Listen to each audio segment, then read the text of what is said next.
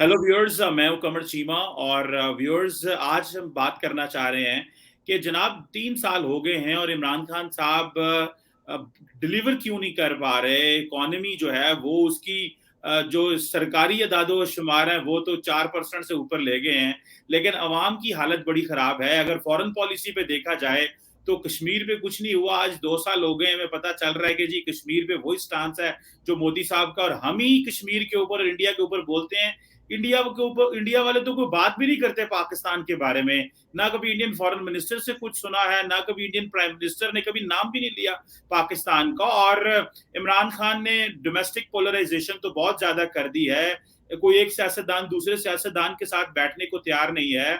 और आजाद कश्मीर में तो सुना है कि फाल निकली है, इस वो जिसे कहते हैं ना जनाब, हॉरोस्कोप का इस्तेमाल किया पूरे का पूरा वजीर आजम तलाश करने के लिए।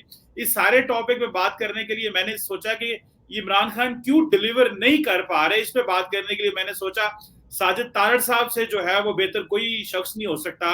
तारड़ साहब, सर आपके वक्त का बहुत शुक्रिया। माय प्लेजर चीमा साहब, थैंक यू सो मच। सबसे पहले मैं स्टार्ट लेना चाहूंगा, जिस तरह आपने कश्मीर की बात की। कश्मीर मेरी जान है कश्मीर। मैं उसके बारे में पाकिस्तान की पॉलिसी शॉर्ट वर्ड्स में बताना चाहूंगा आपको। उसके बाद मैं आना चाहूंगा, मेरे 10 पॉइंट लिखे हैं कि what has gone wrong with Imran Khan, why he was not able to deliver. तो पाकिस्तान की पॉलिसी कश्मीर पे ये है कि हमारे सबसे बड़े कश्मीर के लीडर शेख रशीद साहब, जो खुद कश्मीरी हैं, उन्होंने कहा 1 मिनट की खामोशी करनी। 73 साल की खामोशी अगर थोड़ी थी तो 1 मिनट की और कर लें आप। एक तो मेरा उस पर। दूसरा, मुझे यहां वॉशिंगटन डीसी में पता चल गया है कि आपकी प्रेसिडेंसी के सामने मोदी साहब की एक तस्वीर लगा के नीचे लिखा गया है कि यहां से गुजरते हुए हार्न बजाया जाए। अब कश्मीर जो है वो हार्न बजाने से हमने उसको आजाद कराना है। तो ये पाकिस्तान की पॉलिसी, इस पे जितनी भी मजम्मत की जाए कम है। पाकिस्तान के सामने आजरबाईजान का मॉडल मौजूद है। पाकिस्तान के सामने बिल्कुल बॉर्डर पे तालिबान का की एग्जाम्पल मौजूद है। ना उनके पास एयरफोर्स है, ना उनके पास एटॉमिक पावर है। वो बेचारे मोटरसाइकिलों पे उन्होंने दुनिया की 2 सुपर पावर्स को वहां पे उन्होंने नाको चने चबवा दिए। तो ये आज इस योमे इस्तिसाल पर जितनी भी मजम्मत की जाए कम है। मोदी साहब दूसरी साइड पे डिक्टेटर है, हिटलर के छोटे भाई हैं। उन्होंने वही करना है, जितना दिल चाहे वो करेंगे। उन्होंने कश्मीर लफ्ज को खत्म करने का बिल्कुल इरादा कर लिया है। वो जम्मू को अलग कर देंगे, लद्दाख को अलग कर देंगे। पाकिस्तान फिर 1 मिनट के लिए खामोश होगा, या हार्न पॉलिसी पे अपना उनका अगर ये प्रोग्राम है, तो फिर ये अगले आने वाले 73 साल भी बेशक करते रहें, इसमें कुछ भी नहीं होगा। ये तो योम कश्मीर, योम इस्तिसाल के हवाले से अब मैं वॉशिंगटन डीसी में बैठ के गुस्से का इजहार कर रहा हूं। लेकिन काबिल मुजम्मत 2 साल में कश्मीर को जिस तरीके से उन्होंने हरासा किया, अगले दिन उन्होंने अपने मर्जी के लीडर बुलाए और उन्होंने भी बाहर निकल के उनकी मजम्मत की है। उनको चाहिए सोचें, यह सियासत नहीं है। उनके पास लाइसेंस जरूर है गुजरात से मुसलमानों को मारने का, लेकिन इसको सियासत नहीं कहा जाता कि वहां पे किसान भी बैठे हो मोर्चे लगा के, और उसके बाद कश्मीर में भी अपनी मर्जी से जो करना हो किया जाए। अदलिया को भी, जर्नलिज्म को भी। दिल्ली में अगर कोई बच्चा कहता है कि मेरा दादा ऑक्सीजन की वजह से मर गया, तो आप उसको भी पकड़ लें। आप ये कितना अरसा ये कर लेंगे? 21st सेंचुरी में इतना पॉसिबल नहीं है कि आप अपने कंट्री को चोक कर सके। आपकी इकोनॉमी खत्म हो चुकी है, आप माने या ना माने।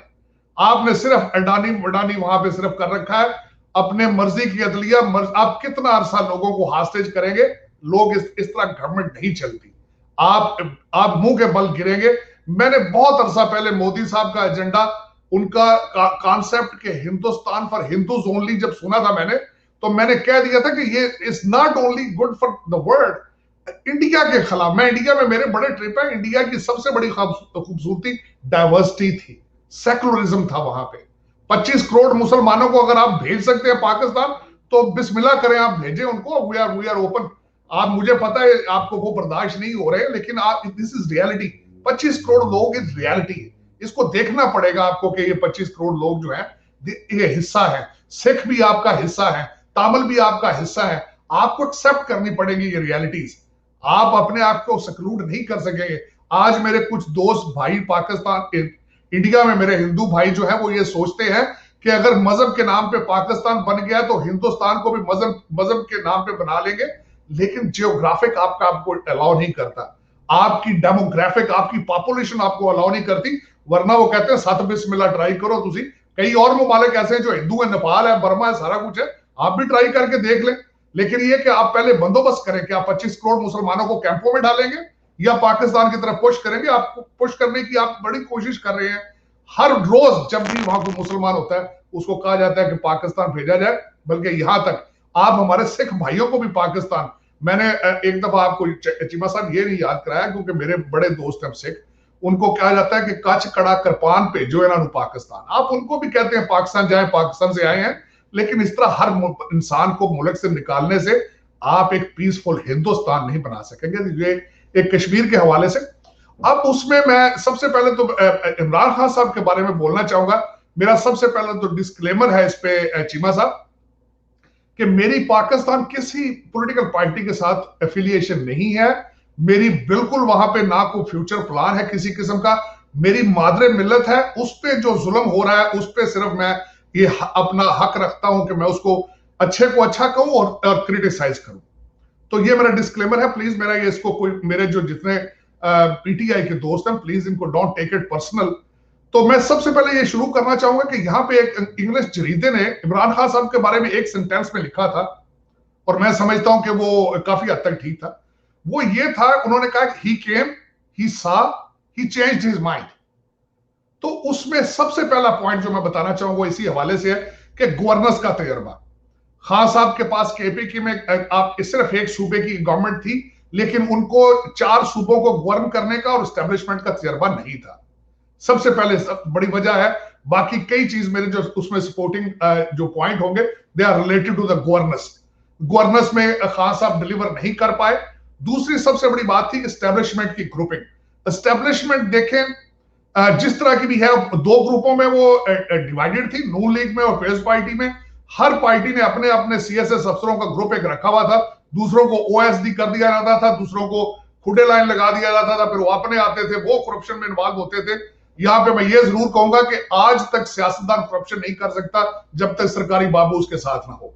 तो वो जो 2 ग्रुप थे उनको आज तक पता ही नहीं था कि थर्ड पार्टी को डील किस तरह करना है। एक तो नंबर 2।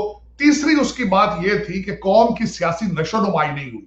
उसमें वजह यह है कि 1947 से लेकर आज तक सबसे ज्यादा पीरियड तो मार्शल लॉ में रहा।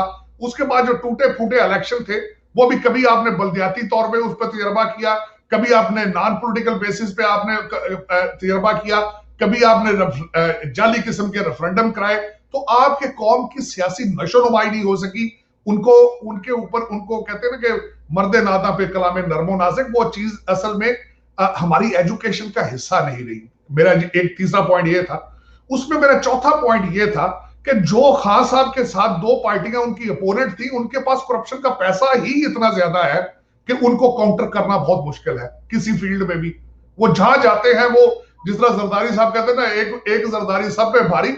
और जरदारी साहब का कमाल नहीं है, वो पैसे सटते जिथे जाते हैं बोरियां नाल लै जाते हैं पैसा। आपको पता ही है जो हालात है। चौथा पॉइंट उसका था कि पीटी जो 2 नवाज लीग और जो पीपल्स पार्टी के पास जो पैसा है उसको काउंटर करना आसान नहीं है। 5वां जो पॉइंट था, ये खान साहब ने एक जो टर्म इंट्रोड्यूस कराई थी इलेक्टेबल्स की, कि अपने पुराने पीटीआई के वर्कर्स को छोड़ के इलेक्टेबल्स को टिकट दिए गए। वो कौन थे लोग? वो सारे पीपल्स पार्टी और नून लीग से आए थे। उनकी सियासी वाबस्तगियां अपनी पार्टियों के साथ थी। वो बिल्कुल अभी तक वो पीटीआई के साथ नहीं है। आप खान साहब की टेबल के ऊपर बैठ के वो अपने पिछली पार्टियों के साथ वफादारियां कर रहे हैं, राब्ते कर रहे हैं, खान साहब के एजेंडे को आगे लेके नहीं चला रहे। एक तो 5वां पॉइंट ये था। 6ठा पॉइंट ये था कि ना सिर्फ एस्टेब्लिशमेंट कंफ्यूज है, अदलिया भी कंफ्यूज है। अदलिया को भी नहीं पता कि पीटीआई के साथ डील किस तरह करना है। इलेक्शन कमीशन भी कंफ्यूज है, वो भी खान साहब की बात नहीं सुनते। और दूसरा, एक मैं यहां पे एक बात जरूर कहूंगा कि जहां पे जमहूरियत सबसे ज्यादा कामयाब है अमेरिका में, यहां पे एक रस्म है, एक part of the political circle है कि वॉशिंगटन डीसी में जब नया प्रेसिडेंट आता है वो 4000 जाबे खाली होती हैं। वो 4000 लोग अपने साथ अपनी पार्टी के अपनी कैंपेन के लेकर आता है जो उसका एजेंडा इन्फोर्स करते हैं। पाकिस्तान में भी ये फैशन होना चाहिए। पाकिस्तान की एस्टेब्लिशमेंट और अदलिया में वही लोग अभी तक बैठे हैं जो कि नून लीग और पीपल्स पार्टी के अपॉइंटेड थे। वो खान साहब को बिल्कुल एक्सेप्ट ही नहीं करते, बल्कि किसी पार्टी को नहीं, अपनी अपनी पार्टी, अपनी अपनी फीलिंग्स, जिन्होंने उनको अपॉइंट किया होता है उनके साथ वो उनकी एफिलिएशन होती। अगला पॉइंट उसमें यह था कि इन करप्शन के हालात में जितना पाकिस्तान नीचे जा चुका था, जितने डाके पड़ चुके थे, उसको दोबारा स्टार्ट लेना खान साहब देख लें। एक भी नई जॉब क्रिएट नहीं कर पाए, हाउसिंग का अपना डिलीवर नहीं कर पाए। उसकी वजह यह थी कि खान साहब की इकोनॉमी के हालात इतने बुरे थे जब मैंने टोक ओवर, उसको उसको उसको मेरा मकसद है अपना मैंडेट डिलीवर करने के लिए पैसा चाहिए था, वो कहां से लाते, वो कोशिश करते रहे, नहीं आ सका। उन्होंने IMF और वर्ल्ड बैंक के साथ बड़े मिन्नते तरले किए, लेकिन और दूसरा मैं उसको बताऊंगा बल्कि आगे चल के आपको कि कोविड के उसके चाइना से जो पैसे आ रहे हैं वो भी बिल्कुल डायरेक्ट दुबई और लंदन ही जा रहे हैं। खास साहब उसको भी नहीं रोक सके, अभी तक नहीं रोक सके।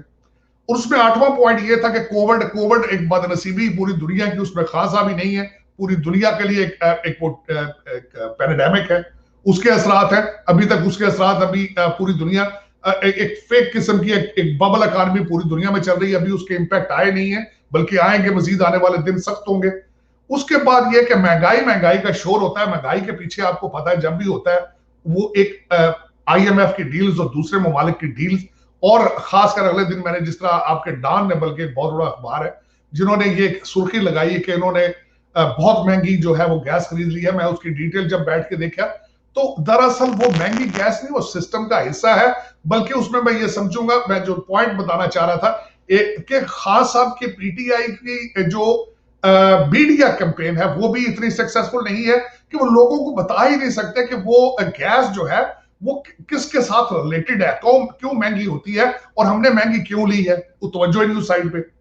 और उसके बाद जो मैं आखिरी पॉइंट, ये मैं बल्कि एक पॉइंट तो ये कहूंगा कि कौम हमारी का मिजाज ही बिगड़ा हुआ है और उसको ठीक करना कितना जरूरी है। वो उसमें मैं मिसाल ये है कि आपको एक फैशन बन चुका है कि लूटो और भाग जाओ यहां से।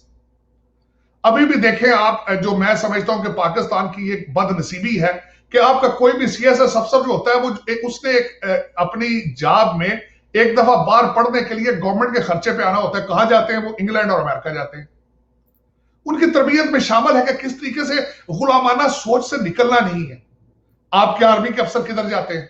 आपके आर्मी के अफसर भी यहीं आते हैं, वॉर कॉलेज अमेरिका में या इंग्लैंड में जाते हैं। वो यहां से गुलामाना सोच लेकर जाते हैं और वो बिल्कुल उनका तवज्जो नहीं होती। और बल्कि मैं किसी तरह सोच रहा था कि मैं आप एक प्रोग्राम करूं कि इनके खिलाफ हम कर क्या सकते हैं, पाकिस्तान को बचाया कितना जा सकता है। उसमें सबसे बड़ी जो मैं समझता हूं, पाकिस्तान सिर्फ इस वजह से बच सकता है कि सियासतदानों और एस्टेब्लिशमेंट के बाहर के दौरों को कंट्रोल किया जाए, इनके बीवी बच्चों की फॉरेन नेशनैलिटी का रवाज वो बंद किया जाए। जब तक ये नहीं होता रहेगा, वहां से आपका पैसा ड्रेन होता रहेगा। आपका हर सियासतदान इस वक्त प्लान B लेके बैठा हुआ है। हर एस्टेब्लिशमेंट का अफसर जो है उसका बीवी बच्चा या कनाडा की और अमेरिका और इंग्लैंड की नेशनैलिटी लेके बैठा है। गाड़ियां स्टार्ट एयरलाइन के टिकट लेकर बैठे होते हैं कि हमने भागना किस वक्त है वहां से। ये जब तक किसी ने इसको हाथ नहीं डालना, पाकिस्तान नहीं बचेगा। बल्कि मैं जिस तरह मैंने आपको बताया था कि मैं 14 अगस्त पे एक प्रोग्राम करना चाह रहा हूं कि बताऊं लोगों को कि आप कितने आजाद हैं। 1947 में आपको बराए नाम आजादी दी गई है, लेकिन आज अब मैं एक पैमाना बताने की कोशिश करूंगा कि अपनी आजादी को नापे आप। तो वो आजादी हमें वजह क्या है, बल्कि उसमें मैं ये बताना चाहूंगा, आज भी मैं थोड़ा सा उसमें हिंट दूंगा कि मेरी अपनी अमेरिका आने की वजह ये थी कि ये ब्रिटिश गुलामों के जो कहते हैं ना जी, मालिक के नौकरों की नौकरी करने की क्या जरूरत थी, सीधे ही मालिक के पास आ जाओ नौकरी करने। That was the reason I came here. मैं यहां पे बिल्कुल सेकंड क्लास सिटीजन हूं, मुझे पता है इस बात का, लेकिन पाकिस्तान मेरी थर्ड क्लास सिटीजनशिप से बेहतर है अमेरिका की सिटीजनशिप, क्योंकि वहां भी आपका हर CSS अफसर बिल्कुल आपको आपकी ब्रिटिश अपने जो उनके मालिक हैं उनको रिप्रेजेंट करते हैं, अमेरिका के मालिकों को रिप्रेजेंट करते हैं। और मेरा एहतजाज था कि मैंने उनके साथ, उनके नीचे नहीं लगना, उनकी नौकरियां नहीं करनी। मैं मालिक के पास सीधे ही पहुंच गया हूं कि बजाय मालिकों के नौकरों की नौकरी करूं। तो ये एक वजह है। तो इस वजह पे इमरान खान साहब भी यही फेस कर रहे हैं। जब तक दुबई अपने दिमागों से नहीं निकालेंगे, लंदन नहीं निकालेंगे, न्यूयॉर्क नहीं निकालेंगे, ये नहीं बचेगा कुछ भी। बॉटम लाइन एक लफ्ज जो है वो बिल्कुल मैं हर किसी को बताऊंगा, वो है नेशनलिज्म, कौमियत का कॉन्सेप्ट। पाकिस्तान पाकिस्तान पाकिस्तान जब तक ये नहीं किसी अफसरों के कमरों में लगेगा, जब तक इनको ये नहीं बताया जाएगा कि पाकिस्तान को सर्व करना है या इन पे हुकूमत करनी है, इनको लूटना है।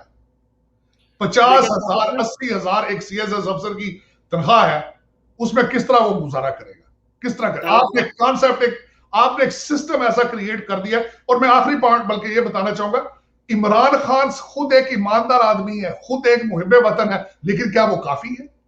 एक बंदे का मुहिब्बे वतन होना कौम को बचा सकता है? मेरे ख्याल में काफी नहीं है। बल्कि खान साहब का कॉन्सेप्ट ये था ट्रिकल डाउन के, ऊपर से ईमानदारी नीचे आएगी बह के, लेकिन मेरे ख्याल में इसमें खान साहब ये गलत कॉन्सेप्ट लेके आए थे। खान साहब एक अच्छे टीम बिल्डर नहीं है, खान साहब एक अच्छे मैनेजर नहीं है, बल्कि नियाजी साहब को जिस तरीके से उन्होंने पिक किया, महमूद साहब को पिक किया, बुजदार साहब को पिक किया, ये कई सवालिया निशान है मेरे ख्याल में इनके। मेरा मकसद है इस पे खान साहब अभी तजर्बे कर रहे हैं। अब देखें कि ये तजर्बे अल्लाह ना करे कि हमें किसी ऐसी जगह ले जाए कि जहां से the point we reach of no return. मैं तारड़ साहब, आपने जो बात की ना कि यहाँ पे पाकिस्तान में सारे लोग जो हैं वो लुटो तो फुटो की सियासत कर रहे हैं, मैं नाम नहीं लूंगा, बहुत सारे दोस्त सीएसपीज हैं तो उनसे राब्ता रहता है, बातचीत भी होती रहती है। तो वो मुझे एक दोस्त सीएसपी है, वो मुझे कह रहा था कि फाइनेंस सेक्शन में है, आगे नहीं मैं बताऊंगा, और मुझे कहता चीमा साहब जिदन 20 करोड़ रुपया होया ना उदन टोर जाना पा जाना, 20 करोड़ का इंतजार करना है। तो आप इमेजिन करें कि वो यंग सर्विंग लड़के हैं, 35-35 साल उनकी उम्र है, जिंदगी आगे पड़ी हुई है, और कमिटमेंट जो लेवल है वो ये है कि आप जनाब, वो कह रहे हैं कि जनाब बस 20 करोड़ हों दो तो ऐसी गया इधर से। अच्छा, और अल्लाह के हुक्म से इमरान खान साहब के होते हुए जो पाकिस्तान में थोड़ा बहुत इंफ्रास्ट्रक्चर नवाज शरीफ ने बनाया था, मुझे तो लगता है वो भी टूट जाना। ये मैं रिसेंटली पिछले हफ्ते लाहौर गया था, सारी सड़कें जीटी रोड टूटा है, मैं क्या फायदा ए जीटी रोड है, मुल्क दी मेन शाहराह है, ग्रैंड ट्रंक रोड मुल्क का ये है कि आप 1 किलोमीटर नहीं चल सकते उस सड़क के ऊपर, तो पाकिस्तान का क्या होगा? मुझे सर ये बात बताएं, जो मैं आप इसी को लिंक करने लगा हूं सवाल से, ताकि आपके पास एक आ जाए। तारड़ साहब मुझे ये बताएं, हमारे ऊपर तजर्बे ही होते रहने हैं जनाब। इमरान खान साहब आए, उन्होंने बुजदार लगा दिया तजर्बा, सीएम पंजाब, उन्होंने क्या 11 करोड़ आबादी में सबसे नैला बंदा था ना, वो लगा दिया तजर्बा करो। इमरान खान साहब खुद तजर्बे कर रहे हैं। आजाद कश्मीर का वजीर आजम, वो आज मेरा दोस्त है साकिब विर्क, जिसने ये स्टोरी की है एक्सप्रेस में, ट्रिब्यून में, और ये हॉरोस्कोप वाली, और उसने कहा सर जी आप देखो ये ओरेकल वाली के जनाब ये इस्तिखारे हो रहे हैं और अंदर बैठ के फैसले होते हैं कि वो जी उसकी जो कॉन्स्टिट्यूएंसी LA-18 थी पूंछ की, वो बड़ी जबरदस्त कॉन्स्टिट्यूएंसी थी, और वो जो नंबर निकाल रही थी वो नंबर जो थे वो मिल गए उनसे, उन्होंने कहा बंदा है ठीक है जनाब। तो स्टेट क्राफ्ट में भी तुक्के लगन रहे हैं जनाब। आपकी पर्सनल जिंदगी में तो आप जो मर्जी करें, आपकी मर्जी है यार, डबोएं, हराएं, हारें, जो मर्जी करें, कोई नहीं। जब करोड़ों लोगों की जिंदगी आपके फैसलों से वाबस्ता हो, तो इस तरह तुक्केबाजी से फैसले करने चाहिए, ये भी बताएं। और तारड़ साहब, हम पे ये तजर्बे कब खत्म होंगे सर? ये भी जरा कुछ हमारे चीमा साहब, जो मैंने आपको उसकी बात बताई कि नेशनलिज्म, कौमियत का कॉन्सेप्ट कोई नहीं। अब उसकी मैं एक छोटा सा ये पीछे बताना चाहूंगा कि अलमिया देखें, मैं हर रोज डेली बेस पे पाकिस्तान की चीजें देखता हूं तो खून के आंसू हुआ होता हूं। आसम बाजवा साहब, मैं छोटी सी आपको ऐड करना चाहूंगा, आसम बाजवा साहब को निकाला गया है, तो मैं एक दफा फिर दोबारा मैंने उसके बारे में पढ़ना शुरू किया। आपको पता है कि सी पैक आपकी जो है उस पर नैब के कानून लागू नहीं होते। यस, ये क्यों किया गया? नजर आ रहा है इस पे कि जब ये शुरू किया उसी वक्त आपके ज़हन में था अकामों की तरह के अकाम, इसको भी बाहर, इसमें से फ्रॉड लेके बाहर भागना। जब एक चीज की बुनियाद ही फ्रॉड पे रखी जाती है, जब आप, मेरा मकसद है कि आप, वो कहते, मुझे किसी ने कहा तारड़ साहब पाकिस्तान की खराबियां दसो, मैं क्या मैंने खूबियां दसो यार, उसे होगी रहे। मेरा मकसद हर बंदे ही, मैं चीमा साहब खासकर वॉशिंगटन डीसी में बैठ के जब देखता हूं चीजों को, और बड़े बड़े मैंने देखे आपके जो अहले इक्तदार में बैठते हैं, जो आपके फैसले करने वाले हैं, जब वही मुखलस नहीं है अपने बच्चों को लेके भागने के चक्कर में, मेरा एक चीज नहीं है, सारे का सारा अब एक पॉइंट पे आ चुके हैं, इस इमारत को गिरा के नई इमारत बनाने की जरूरत है। कहते हैं कि जब मैं अगले दिन कार्ल मार्क्स के बारे में पढ़ रहा था, कम्युनिज्म के बारे में, उन्होंने कहा कि इनकलाब को मैं इनकलाब नहीं मानता जब तक पिछले करप्ट सिस्टम का कोई भी निशान बाकी रह जाए। वो ये इनकलाब की जरूरत है पाकिस्तान को करैक्टर की जरूरत है पाकिस्तान को। सबसे बड़ी बात ये होती है कि मेंटोरशिप, शराफत, मैंने आपको अर्ज की थी एक दफा आपके प्रोग्राम में एक तरफ सीएसएस लड़का हो असिस्टेंट कमिश्नर और एक तरफ ग्रेड 17 का लेक्चरर हो, तो बच्ची का बाप किसको रिश्ता देगा? आपके ये मिसालें पैदा करनी है, अपने अपने शराफत को कल्चर का हिस्सा बनाना है। इस वक्त हालत यह है कि करप्ट आदमी को बच्ची का रिश्ता को नहीं देता। करप्ट आदमी को कहा जाता है ये बेवकूफ है, ये बोझदिल है। जब आप कल्चर, इसमें इमरान खान क्या करेगा? जब आपको पूरे मुल्क में दूध का गिलास खालिस ना मिलता हो, जब आपका दिहाड़ी लगाने वाला भी करप्ट हो, आपका टांगे वाला भी करप्ट हो, आपका हर बंदा ही इस चक्कर पे हो कि मैंने 2 नंबरी किस तरह करनी है, तो आप ये बताएं कि मैं, बल्कि ये क्वेश्चन होता है, मैं सबसे ज्यादा जो मुझे मेरे हिसाब से पॉलिटिकल साइंस के हवाले से लोगों उनको ब्लेम किया जाता है जिनके हाथ में ताकत हो। तो आपको पता है पाकिस्तान में ताकतवर तबका कौन है, उनका सबसे बड़ा कसूर मानता हूं मैं। लेकिन ये सोचता हूं जब कि वो भी पाकिस्तानी, वो भी साडे भैन भरा ने। मैं उस वक्त मुझे ज्यादा दुख होता है कि इतना अरसा एक पावरफुल इंस्टीट्यूशन ने इतना रूल किया है आर्म एंड फिस्ट के साथ, और वो भी करेक्शन नहीं, वो भी नहीं मेरे मत इस्लाह की तरफ जा सके, कौमियत का कॉन्सेप्ट वो भी नहीं दे सके जिनकी ट्रेनिंग में शहादत शामिल है। अगर वो भी नहीं है सिंसियर पाकिस्तान के साथ, पाकिस्तान को ठीक वो भी नहीं करना चाहते, तो फिर हम कहां जाए? फिर साढ़े जब बंदे इतने आ जाते नस के। मैं मेरे बच्चे मुझसे पूछते हैं daddy why you came, and I always tell them I am a political refugee. मैं पॉलिटिकल रेफ्यूजी हूं, मेरी यहां माइग्रेशन इकोनॉमिक बेसिस नहीं थी, और मैं प्रूव कर सकता हूं। और फिर उसके बाद ये आप बताएं कौन ठीक करेगा पाकिस्तान? जब आप आर्म और फिस्ट के साथ भी, मार्शल लॉ क्या होता है कि दूसरे सारे लॉ सस्पेंडेड है, एक लॉ मार्शल है। अगर उस हिसाब में भी आप ईमानदारी नहीं ला सके, आप अकाउंटेबिलिटी नहीं कर सके, तो फिर कौन करेगा? फिर आप बताएं, मेरा ये क्वेश्चन मार्क है। मैं तो खुद परेशान हूं इन चीजों पे। इन चीजों के जब मैं डेड एंड पे पहुंचता हूं, बंद गली में पहुंचता हूं पढ़ पढ़ के, फिर सोचता हूं शायद डीएनए की खराबी। फिर मैं अपने बारे में सोचता हूं कि मैंने क्या किया आज तक। और यही हालत मेरे ख्याल में हर पाकिस्तानी की यही सोच है। लेकिन इन हालात में एक स्ट्रॉन्ग लीडरशिप की जरूरत होती है, एक कमिटेड आदमी की जरूरत होती है जो हर चीज जला के नई चीजों की बुनियाद रखे। जिस तरह मैंने आपको बताया कि अब इमारत इतनी खराब हो चुकी है, इसकी हर ईंट को कीड़ा लग चुका है, अब ये इमारत गिरा के नई इमारत बनाने की जरूरत है। इसके अलावा कोई चॉइस नहीं।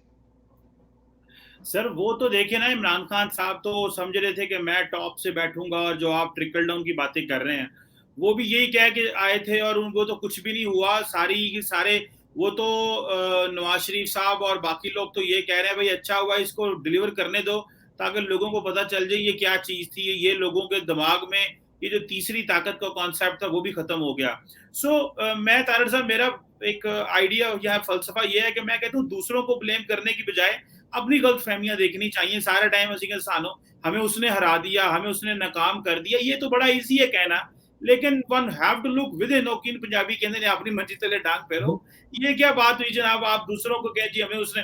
अभी अभी खान साहब अपने क्लोज हलकों में ये कहते हैं जनाब मैं तो बाहर जो है वो ढूंढ रहा था बड़े बड़े मगरमच्छ, असल मगरमच्छ तो अंदर बैठे हैं जो मुझे नाकाम कर रहे हैं। अगली वो अपना मंजन तैयार कर रहे हैं कि मैंने कैसे बेचना है।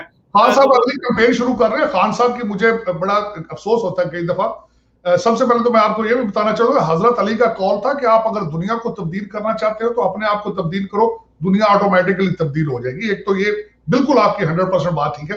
खान साहब की तकरीर अगले दिन देखें, परसों उन्होंने क्या तकरीर की है। उन्होंने कहा जी मैंने इनकी पार्टियां ज्वाइन नहीं की थी, नवाज लीग और पीपल्स पार्टी, इसलिए क्योंकि मैंने इनका एहतसाब करना था। तो 3 साल में क्या एहतसाब किया आपने उनके साथ एनआरओ दिया, आप अपनी पार्टी को एनआरओ दे रहे हैं, आप जहांगीर तरीन को एनआरओ दे दिया आपने। मेरा खान साहब अब देखें ना, मैं यही तो कह रहा हूं कि सबसे बड़ी बात यह है कि चेक एंड बैलेंस कोई नहीं है, पूछने वाला कोई नहीं है बस। और सबसे बड़ी बात एहतसाब की है। जब तक एहतसाब नहीं होगा, जब तक देखिए मैंने जब लॉ किया था, जब हमें ये कानून में सबसे पहला सब्जेक्ट होता था जूरिस्प्रूडेंस, और उसमें जब सजा पनिशमेंट के बारे में पढ़ाया जाता तो उसमें ये होता है कि सजा इतनी होनी चाहिए ताकि दूसरे मुआशरे में लोग देख के उससे इबरत हासिल करें। यहां पे अमेरिका में प्यूनिटिव डैमेजेस क्यों देते हैं? उसका कॉन्सेप्ट ये होता है कि उसको मिसाल बनाओ ताकि दूसरी सोसाइटी उसको बार बार कमिट ना करे। लेकिन आप जब वो कहते हैं ना कि नैब के बारे में, वो अगले दिन किसी ने लतीफा भेजा मुझे, वो कहते हैं कि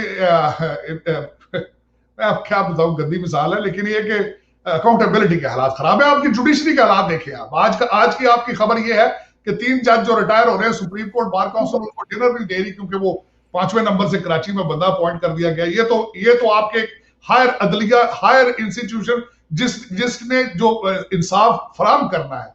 मैं यहां पे ये भी जरूर कहूंगा कि नाम तरीके इंसाफ रखने से इंसाफ नहीं मिल जाता। तार साहब, आखिरी सवाल आपसे करूंगा और वो है यूथ के हवाले से। इमरान खान ने ये नारा लगाया, मैं यूथ को साथ लेके आऊंगा और मैं यूथ के नाम पे पावर में आए, वो सारा यूथ यूथ यूथ करते रहे। खैर, जब डिसीजन मेकिंग अपरेटस में पहुंचे तो सारे बाबे बैठे हुए हैं। तो तारड़ साहब, जो पाकिस्तान की यूथ है, जो 60%, हम जहां जाते हैं 60% यूथ, 60% यूथ, खैर वो कितनी इक्विप है वो तो हमें बाद में पता चलेगा। लेकिन तारड़ साहब, यूथ के पास तो फिर कोई रोल मॉडल नहीं रहा, कोई सिंबल नहीं रहा। ये तो सारे कारतूस चल गए, इमरान खान साहब भी चल गए और उन्होंने कोई एक्स्ट्राऑर्डिनरी ना केपी में डिलीवर किया। एक्स्ट्राऑर्डिनरी से मुराद ये है कि उन्होंने कुछ एस्टेब्लिश करना था ना, कि मैं देखो दूसरों से किस तरह मुख्तलिफ हूं। तो ये तो कोई बात ना हुई कि आप, अगर आपके खानदान में कोई सियासत में नहीं है तो आप उसी का नाम लेते हैं, जी मेरे खानदान में देखो कोई नहीं है, बाकियों के खानदान में है। तो इसका मतलब है यूथ तो पाकिस्तान की बेयारो मददगार होगी। यूथ के लिए क्या स्कोप है? एक तरफ से तो वो रेडिकलाइज्ड फोर्सेस हैं, वो टीएलपी और बाकी वो मौलवी आ जाते हैं, वो अवाम को रेडिकलाइज कर देते हैं, और इमरान खान साहब जो नारा लेके आए थे वो भी डिलीवर न कर सके, तो फिर अब यूथ क्या करेगी? अब यूथ के लिए अब यूथ हमारी बंद गली में पहुंच चुकी है। मैं आपको ये बताना चाहता हूं कि यूथ के क्या हालात। चीमा साहब, मैं 1985 में पंजाब यूनिवर्सिटी के हॉस्टल में बैठा हुआ था, 1985-86 की बात। सिल्वर मेडल मैथ में हाफजाबाद का एक बंदा था, मुझसे एक साथ सीनियर था, और उसी साल उन्होंने पीसीएस के इम्तिहान लेके बंद करने से उन्होंने इंटरव्यू पे लेक्चर रखने शुरू कर दिए थे। Silver medal math Punjab university, उसको लेक्चरशिप की जॉब नहीं मिली थी क्योंकि उन्होंने इंटरव्यू में सिफारिशें लेकर रखने शुरू कर दिए। तो मैंने 1985-86 में कहा था कि पढ़ी लिखी यूथ के लिए मायूसी कौम की तबाही का बायस होती है। ये 86-87 की बात है। यूथ इनके ट्रक के पीछे, पीटीआई के ट्रक के पीछे यूथ लगी थी, इसलिए इनको यूथ कहा जाता है। लेकिन अफसोस, सद अफसोस कि ये भी इनको बंद गली में ले आए हैं। अब उनके पास मायूसी, खराबी, चरस, हीरोइन, आइस, अब इसके अलावा उनके पास कोई चॉइस नहीं, अफसोस के साथ। सही कह रहे हैं। और इस्लामाबाद में तो बहुत ज्यादा ड्रग्स हैं और सारे अमीर चीमा साहब, सवालिया निशान है Islamic culture, Pakistani culture. Karachi, Lahore और इस्लामाबाद, ये जाहिर जाफर और जो मुकद्दम मैडम है, इनसे भरा पड़ा है। हजारों जाहिर जाफर खड़े हैं। मैंने अगले दिन एक चैनल पे कहा कि ये देखो, इबरत का निशान है कि करोड़ों की करप्शन करते हो, हराम खिलाते हो औलाद को, इनको हलाल खिला के देखो। इस वक्त आपका शहर जो है इस्लामाबाद, कराची, लाहौर, मैंने इस पे थोड़ा सा समझने की कोशिश की। हर वीकेंड जो होता है वो न्यू ईयर बनता है, वहां हवा की माएं जो है वो नशों में होती हैं, और वहां पे हर बच्चा हजारों के हिसाब से जाहिर जाफर फिर रहे हैं, लेकिन उसके पीछे यही है कि कौम की बेरा रवी और हराम का पैसा। बिल्कुल सही कह रहे हैं। और इस्लामाबाद में एक दौर में तो ड्रग्स आई ना तारड़ साहब, जब अफगान वॉर हुई है तो बड़ी ड्रग्स आई। अभी जो अमीर माँ बाप के जो बच्चे हैं उनके पास इतना पैसा है कि वो ड्रग्स यूनिवर्सिटियों में पहुंच चुकी है, और हर यूनिवर्सिटी और हर अच्छा स्कूल जो कि ज़ाहिरन बड़ा लगता है कि क्योंकि बड़ा स्कूल है तो वहां पे भी ड्रग्स हैं, तो शायद अब यूथ जो है वो ड्रग्स की तरफ जा रहे हैं, जो कि ऑब्वियसली हुकूमत पाकिस्तान के पास भी कोई प्लान, वो नारे तो बड़े मारते हैं लेकिन किस हद तक जो एजुकेशनल इंस्टीट्यूशंस हैं उससे वो ड्रग्स खत्म कर सकते हैं, ये भी एक सवालिया निशान है। लेकिन ऑब्वियसली बात तो यही होगी कि जो कुछ भी हो, अच्छा हो बुरा हो, खाते तो इमरान खान साहब के पड़ेगा। और यूथ क्योंकि इमरान खान साहब ने बड़ा सर पे चढ़ा के रखा था, वो पूछेंगे उनसे 2 साल बाद कि उन्होंने उनके लिए क्या किया है। सर साजिद तारड़ साहब, thank you very much for your time and sir valuable insight on this subject कि इमरान खान साहब क्यों डिलीवर नहीं कर पा रहे और क्यों डिलीवर नहीं कर पाए। Thank you very much.